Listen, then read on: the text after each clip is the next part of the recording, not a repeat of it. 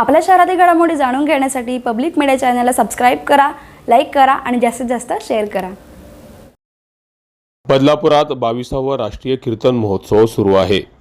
भाजप आमदार किसन कथोरे यांच्या वतीनं या महोत्सवाचं आयोजन करण्यात आलंय।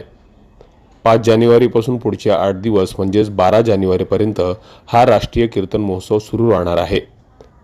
5 जानेवारीच्या पहिल्या दिवशी राज्यातील नावाजलेल्या कीर्तनकारांनी आपलं कीर्तन सादर केलं।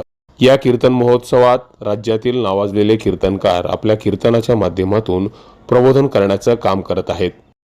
ठाणे तसेच रायगड जिल्ह्यातील विविध भागातून वारकरी संप्रदायातील अनेक भक्तगण कीर्तनकारांची कीर्तनं ऐकण्यासाठी या ठिकाणी मोठ्या संख्येनं गर्दी करत आहेत।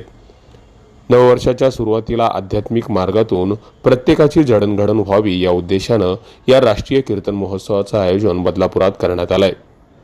या कीर्तन महोत्सवाला झालेली गर्दी पाहता या कीर्तन महोत्सवाला अभूतपूर्व प्रतिसाद मिळत असल्याचं पाहायला मिळतंय। Public media, Badlapur.